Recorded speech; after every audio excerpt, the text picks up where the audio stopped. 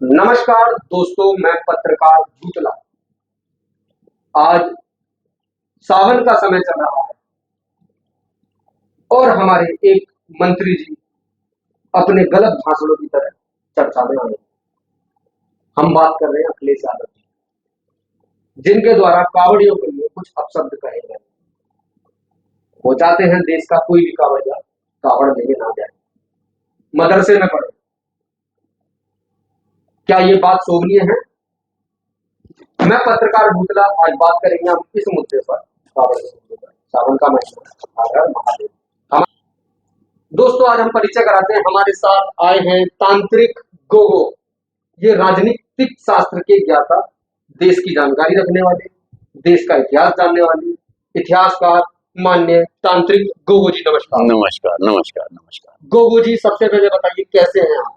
मैं बहुत ही अच्छा हूँ और इस पावन सावन के महीने में आपकी भी उत्तम स्वास्थ्य की कामना प्रभु भोलेनाथ से करता हूँ। बोलिए हर हर महादेव।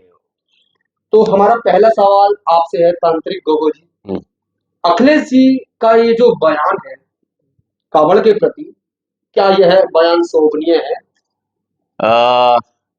इसमें ऐसा है भूतला जी कि अखिलेश जी जो चल रहे हैं जिस कदम पर, तो वो ऐसा नहीं कि अभी उन्होंने प्रारंभ किया है ना।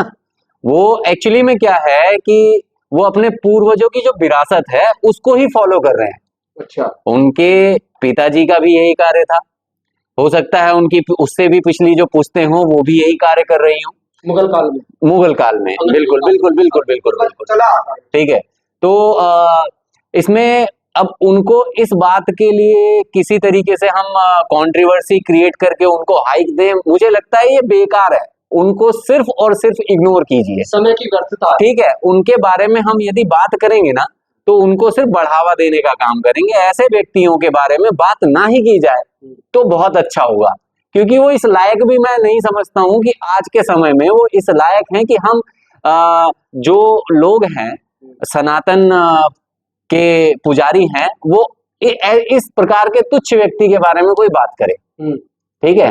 अब ये जो कांवड़ यात्रा है ये आदि अनादि काल से चली आ रही है, जब शायद ना तो अखिलेश जी थे ना ही उनके पूर्वज रहे हों, हजारों वर्षों से जी अनादि काल से। इसीलिए मैं कह रहा हूँ भूतला जी, तो आप समझ सकते हैं कि जब वो उनके पूर्वज ही नहीं थे उस काल में, और या तो रहे होंगे तो शायद वो सही प्रकार से रहा करते होंगे। ये तो इनमें कौन से भ्रम घुस गए हैं कि इनके विचार ही बदल गए हैं। तांत्रिक गोगो जी, हमें आपसे एक सवाल है। अखिलेश जी के कार्यकाल के द्वारा कई सौ करोड़ रुपए का, जिसकी कीमत ना हमें पता ना आपको पता, एक हज हाउस बनवाया है। बिल्कुल बिल्कुल बिल्कुल। वही जब आप हमारे देश में रह के कांवड़ का विरोध करोगे जी, तो आपको किसी हज पे जाने का जो समर्थन आप करते हो कि उनके लिए आपने कई सौ करोड़ का हज हाउस बनवा दिया, आपका इस पर मत क्या कहना? भूतला जी, इस पर मत फिर से वही मैं पुनः अपने विचार की पुनरावृत्ति करना चाहूंगा कि अनादिकाल से ये प्रथा चली आ रही है कि भगवान शंकर की बारात में इतने बड़े देश के सभी लोग, सभी नागरिक सम्मिलित होकर उसका उत्साह मना रहे हैं। और जो आपने बात की कि हज हाउस का निर्माण, तो अखिलेश यादव जी जो हैं वो असल में उनके साथ एक बड़ी परिस्थिति है, विषम परिस्थिति की, जो उनके पूर्वजों ने बना दिया है वो उसको काट नहीं सकते हैं। तो उन्हें ना चाहते हुए वही प्रक्रियाएं जो पहले से नींव रखी गई है उसको दोहराते रहना है, क्योंकि वो वोट बैंक की राजनीति करते हैं। उनको ये लगता है कि हज हाउस बनाएंगे तो हम जो है मुसलमानों के बीच में प्रसिद्धि पाएंगे, और यही वोट बैंक है उनकी पकड़।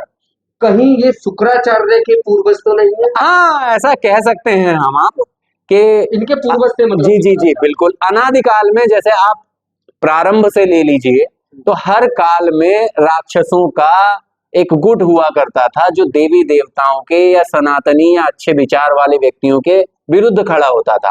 तो आज भी वही चीज इस कलयुग में भी आपको दिखाई देगी। यदा कदा आपको बहुत सारी चीजें दिखाई देंगी जहां आप देखने को कि किसी ने शिव भक्तों का, किसी ने राम भक्तों का, किसी ने देवी माता के भक्तों का, ठीक है, उनके साथ बदतमीजी करना, बुराई करना, उनको अपशब्द कहना, उनके बारे में घृणा करना, कमियां निकालना, और लोगों के मन के अंदर ऐसे विष को घोलना जिससे आपस में एक प्रकार का जो मैत्री भाव है वो खत्म करे। आपने देखा है कि हमारा जो भारत है विविधता में एकता